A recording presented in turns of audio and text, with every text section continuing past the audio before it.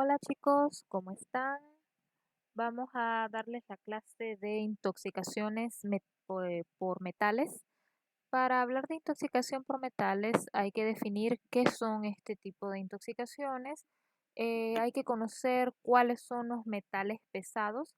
Son un grupo de metales químicos que poseen propiedades metálicas y que generalmente nosotros podemos clasificarlos como metales esenciales, lo que sí necesitamos, como por ejemplo el hierro, el cobre, el cobalto, el manganesio, el zinc. Estos son metales elementales o esenciales que nosotros vamos a necesitar consumir a través de los alimentos o a través de los suplementos vitamínicos. Entonces tienen los metales tóxicos, como su nombre lo dice, son aquellos que nos van a causar toxicidad. Acá tienen ustedes el mercurio, el plomo, el arsénico, el plutonio. De todos estos voy a hacer la clase o meramente pues se las preparé con estos tres, el mercurio, plomo y arsénico. Entonces aquí les dejo, este es una pequeña imagen, ¿verdad? Para que ustedes vean cómo se observa la naturaleza de este metal. Él es abundante en nuestra corteza terrestre, se libera, ¿verdad?, por los volcanes. Lo podemos encontrar como fuente natural y como fuente antropogénica. Lo tenemos de tipo natural a través de los suelos, las rocas, el agua, los vegetales y el tejido animal. En las fuentes antropogénicas nosotros lo podemos encontrar que se utiliza en la industria para crear los insecticidas, para los herbicidas, plaguicidas y como preservantes de la madera. En esta imagen acá les dejo este tipo de metal. Presenta tres estados alotrópicos. Puede ser gris, que es gris o metálico, que es la manera estable. Amarillo, que lo podemos observar como una especie de gas si se enfría, ¿verdad? Y negro, que es una descomposición térmica.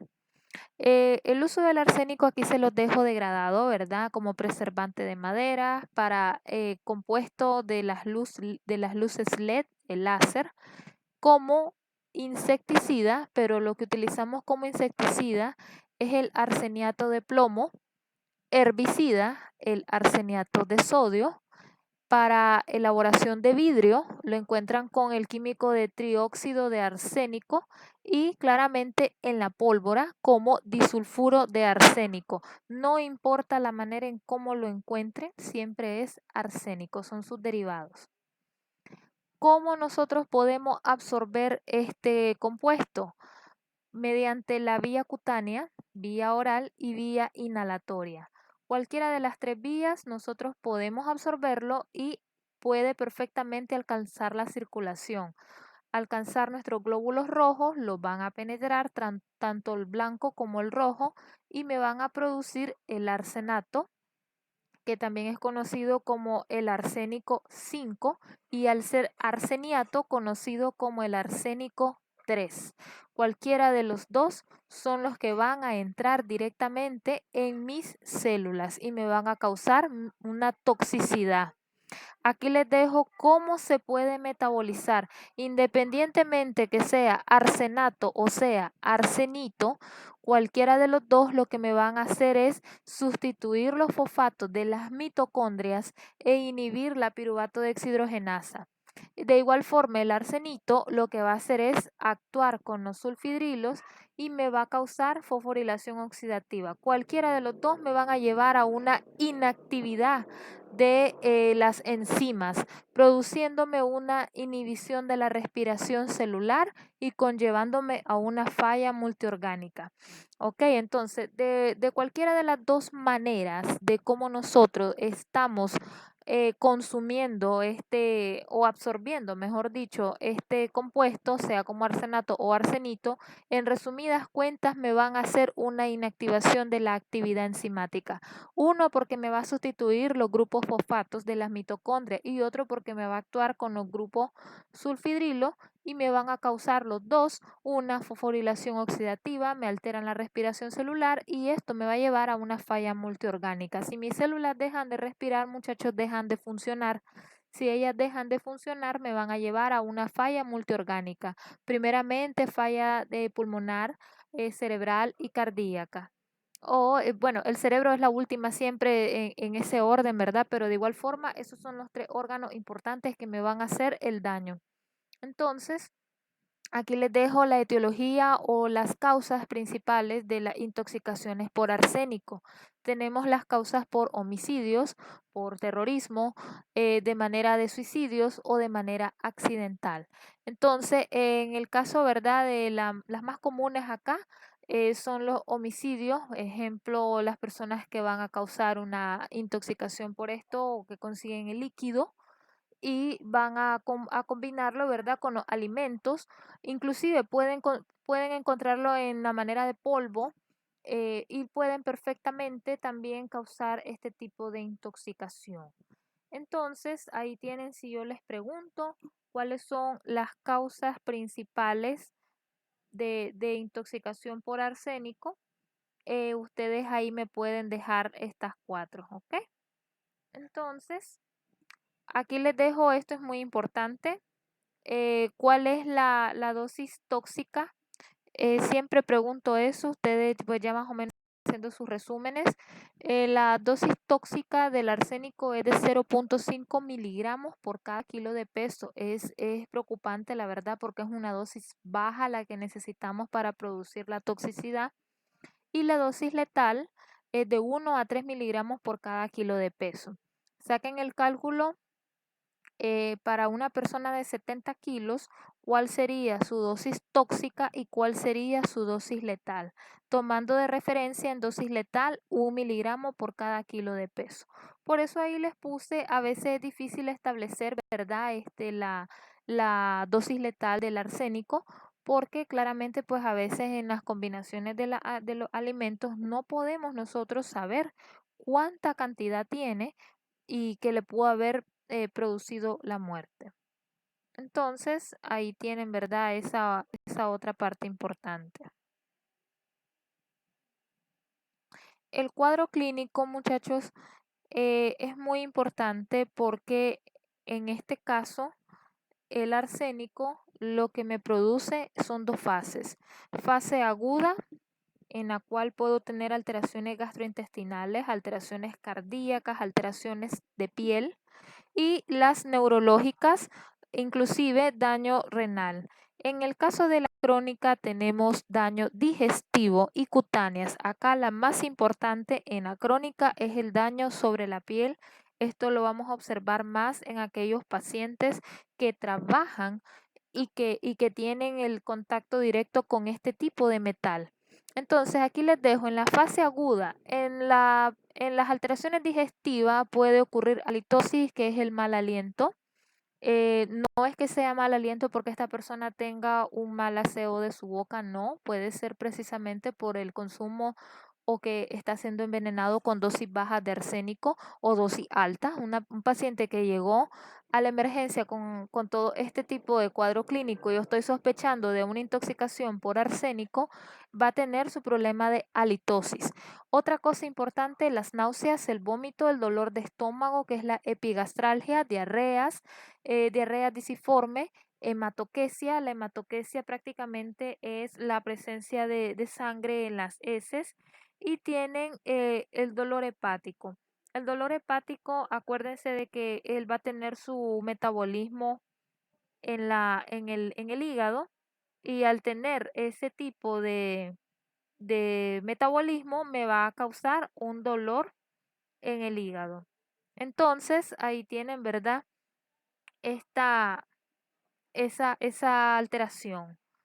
En lo que es a nivel cardíaco, podemos tener desde problemas de hipotensión, problemas de shock hipovolémico o choques cardiogénicos, disfunción miocárdica, es decir, que mi miocardio, que es el que me produce latido cardíaco, me va a empezar a actuar de manera más lenta, voy a tener problemas de edema de pulmón y problemas de arritmia. A nivel de la piel voy a tener irritación, vesículas o formación de ampolletas de agua, desprendimiento de la piel, exantemas y las líneas de MES. Las líneas de MES, muchachos, son prácticamente leucopenias. Cuando hablamos de leucopenias es de que la uña se pone con líneas blancas o con coloración muy pálida blanquecina, producto de intoxicación por arsénico. En las agudas no les digo que no lo vamos a ver, claro que sí, pero estos síntomas cutáneos se reflejan más en las fases crónicas que las agudas.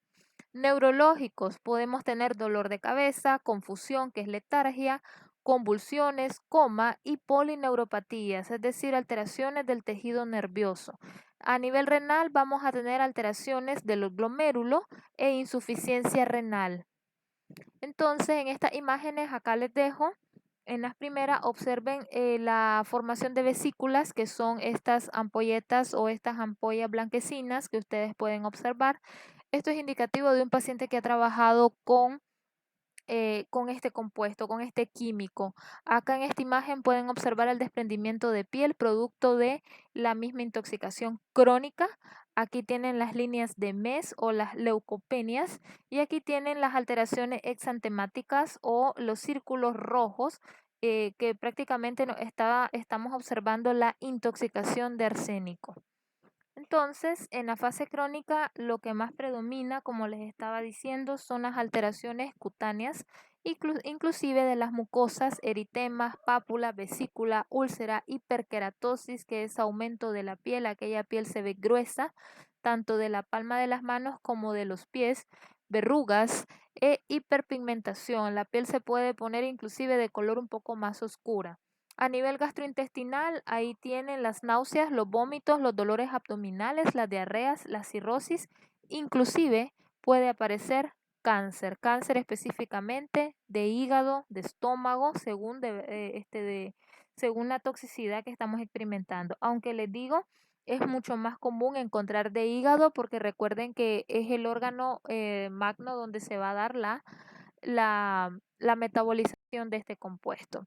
El diagnóstico. El diagnóstico necesitamos un examen general de orina para determinar los niveles de arsénico. Podemos hacer complementarios como una radiografía de abdomen, una biometría y un examen de ionograma que prácticamente es en sangre que nos permite saber o conocer los niveles de iones que hay en sangre, ¿verdad?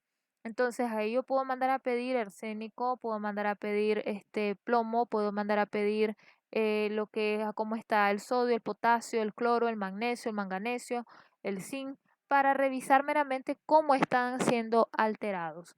Podemos hacer un electrocardiograma que prácticamente es para observar el daño o la alteración miocárdica, e inclusive un ecocardiograma para observar la fuerza de contracción que tiene el corazón y un perfil hepático para determinar el daño en este órgano, ¿verdad?, que estamos sufriendo.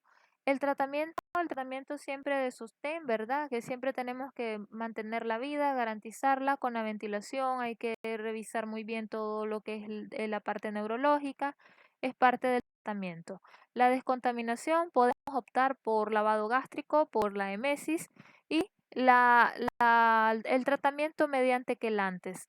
Entonces aquí les dejo el tratamiento de sostén, mantener la vía aérea permeable, asegurar la ventilación y la estabilidad hemodinámica. Esto siempre es parámetro importante antes de dar otro tratamiento específico. La descontaminación, como les estaba diciendo, el ácido gástrico y la inducción de la hemesis, ¿verdad? Para que nos va a ayudar a nosotros a hacer una limpieza más rápida del contenido del estómago, si es reciente. Y de los quelantes tienen estos dos importantes, el dimecaprol y tienen el dimercaptosuccínico. Tienen las posologías, ¿verdad? Cómo nosotros lo podemos utilizar. Esto no creo preguntárselo, con que ustedes manejen los quelantes, que son los tratamientos de elección para las intoxicaciones por arsénico, por mercurio, inclusive en el plomo también lo podemos utilizar. Acuérdense que son estos metales tóxicos, entonces podemos perfectamente utilizar este compuesto, perdón, este medicamento y este también, que son quelantes, para contrarrestar o prácticamente son los antídotos que nosotros le llamamos.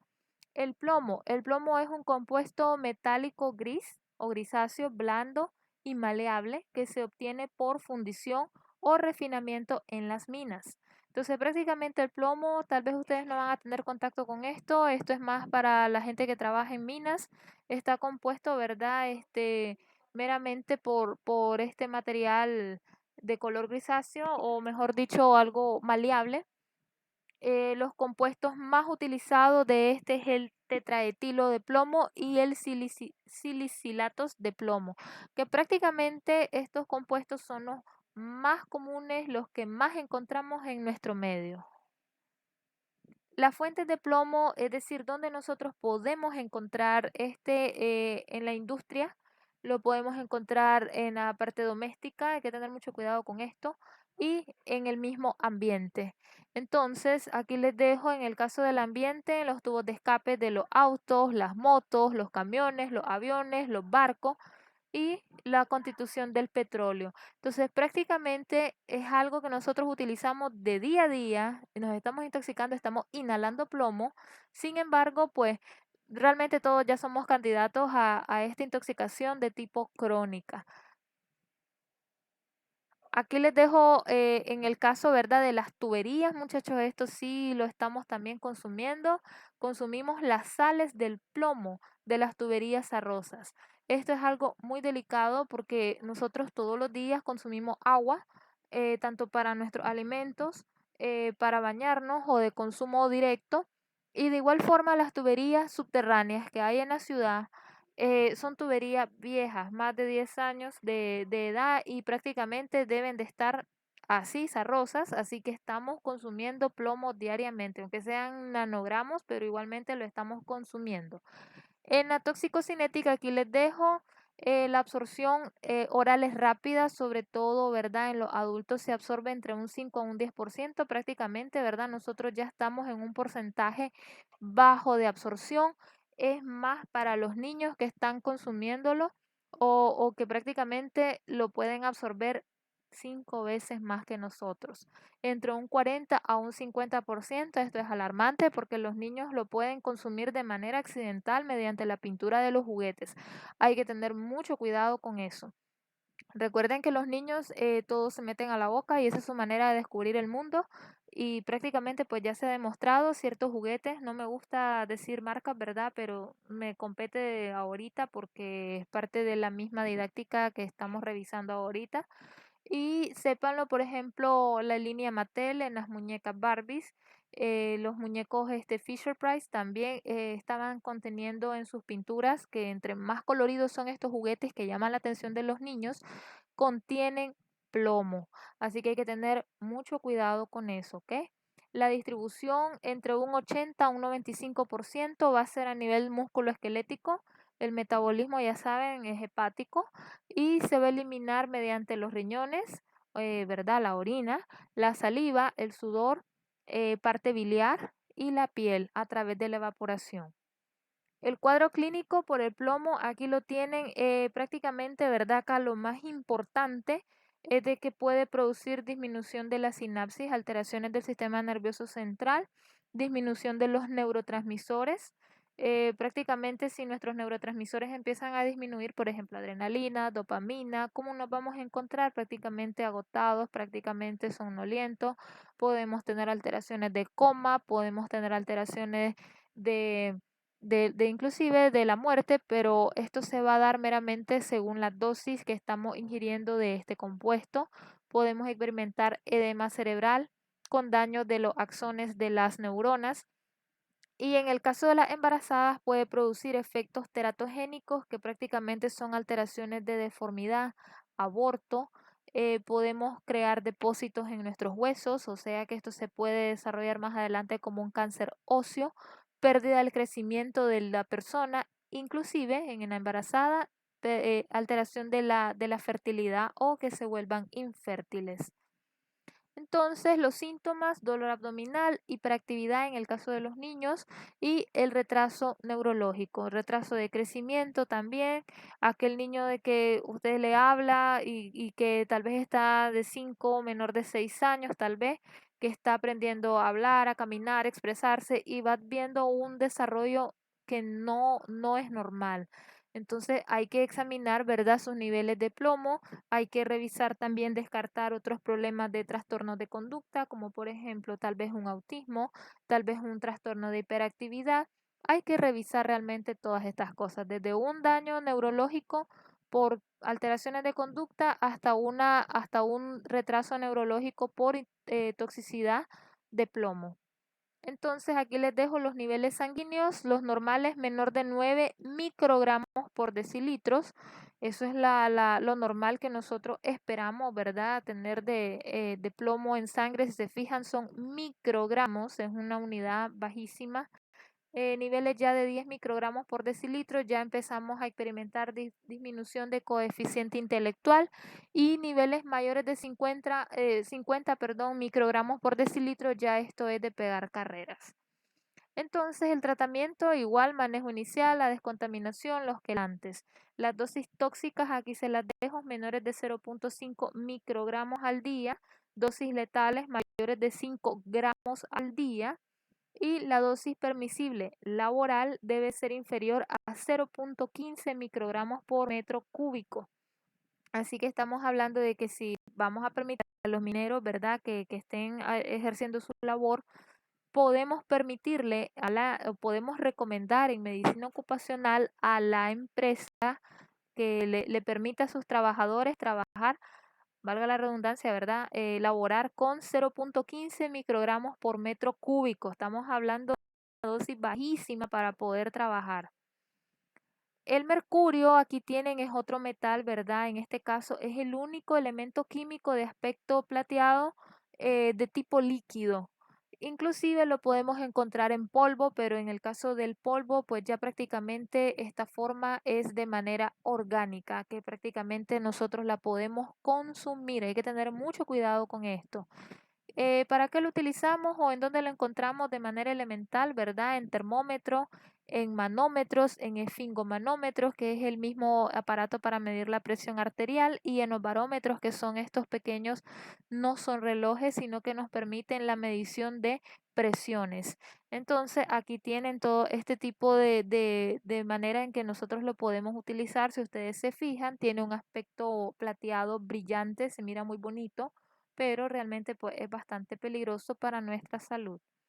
Aquí les dejo el mercurio elemental, es un metal blando de forma líquida que a mayor temperatura se puede evaporar, y es un vapor inodoro e incoloro. ¿Qué significa eso? Que no tiene color y no tiene olor.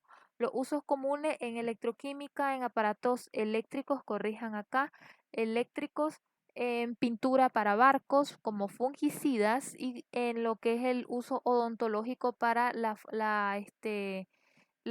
restauraciones de las muelas con amalgamas. Pero les digo, en el caso de las restauraciones que se van a utilizar, pues la amalgama de las plateadas son a base de mercurio, pero no es puro, muchachos, para que no tengan miedo, ¿ok?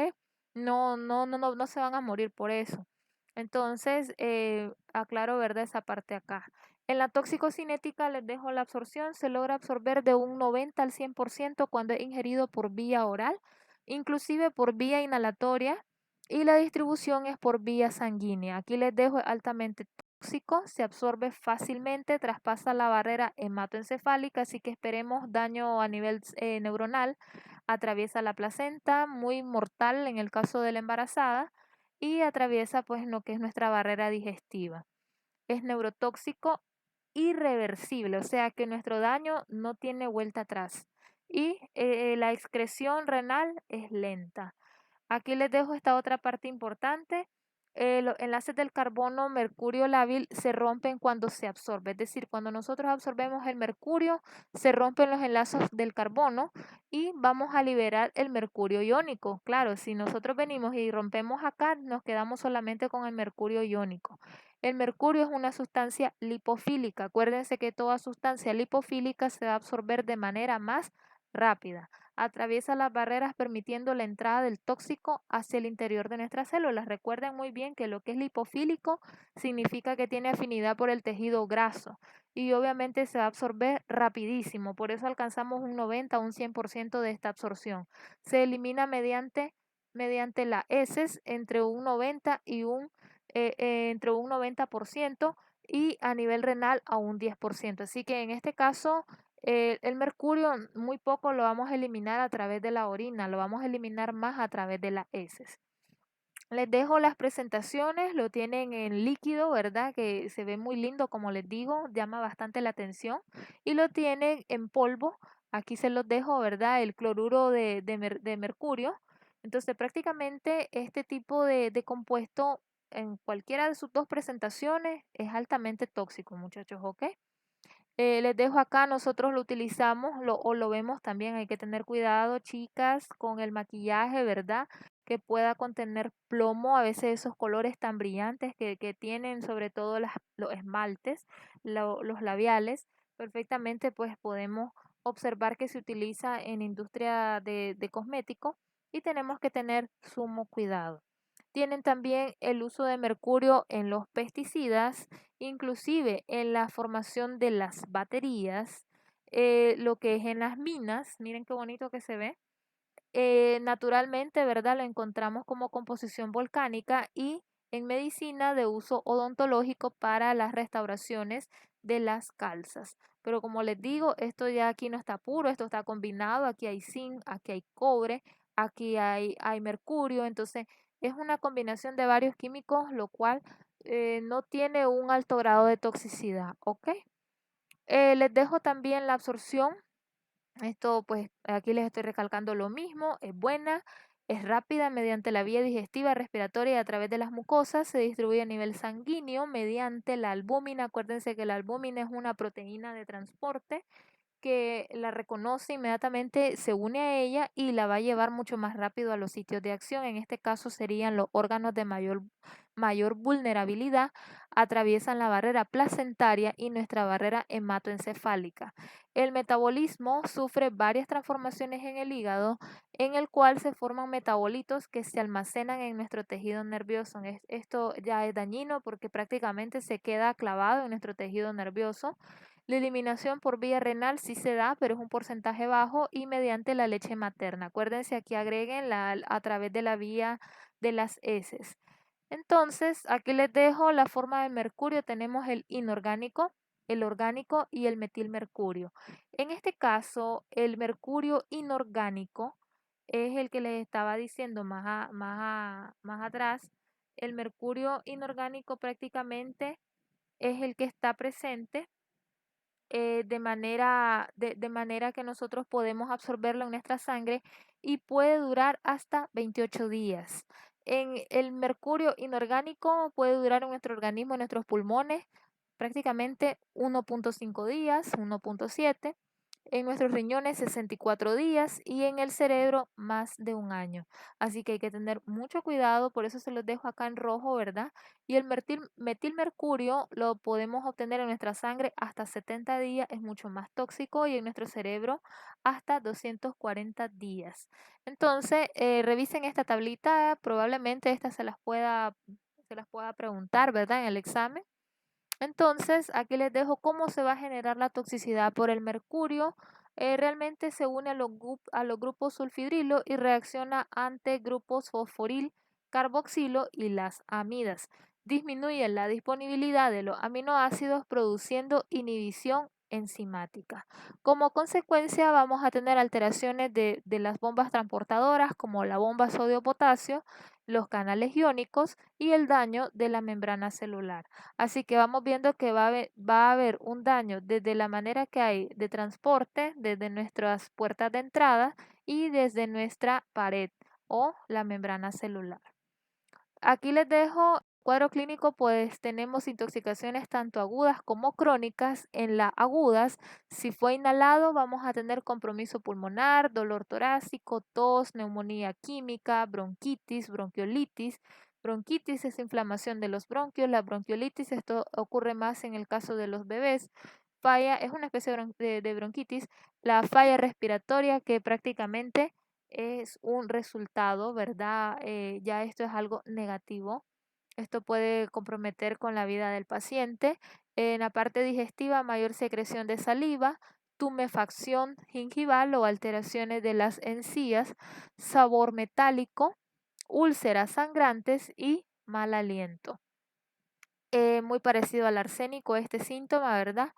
En el caso de la intoxicación crónica vamos a tener mayor producción de salivación, estomatitis. Estomatitis no es la inflamación del estómago, ok, aclaro eso. La estomatitis es las ampolletas que aparecen en la boca, dificultad para deglutir o para tragar, depresión, pero en esta depresión nos hacemos referencia a las alteraciones neurológicas, delirios, alucinaciones, psicosis, irritabilidad, crisis de llanto, pérdida de la memoria. Entonces tenemos todas estas alteraciones. Yo les puedo acá preguntar, tal vez, menciona 3 síntomas de la intoxicación aguda y 3 síntomas de la intoxicación crónica del mercurio. En el caso del tratamiento, esto es igual que el resto, ¿verdad? Tratar de estabilizar al paciente, sobre todo cuidando la parte respiratoria y hemodinámica. Podemos realizar, ¿verdad? Este paso. Y recuerden, aquí se los dejo en mayúscula, este tipo de la diálisis, la hemoperfusión, el lavado gástrico con carbón activado, no me juegan un papel importante. En este caso, esto no me sirve, ¿ok? Y la medicación ideal son los mismos que el antes, el dimecarpol, y tienen la penilcilamina. Esta no es quelante, pero esta sí me sirve a mí para tratar de revertir como antídoto la intoxicación por mercurio. Ok, entonces, bueno, con esta parte terminamos. Si ustedes se fijan, acá tienen bastante ya que revisar con estos 3 tipos de metales. Ok. Terminamos acá entonces, jóvenes, y nos seguimos teniendo comunicación por este medio. Saludos.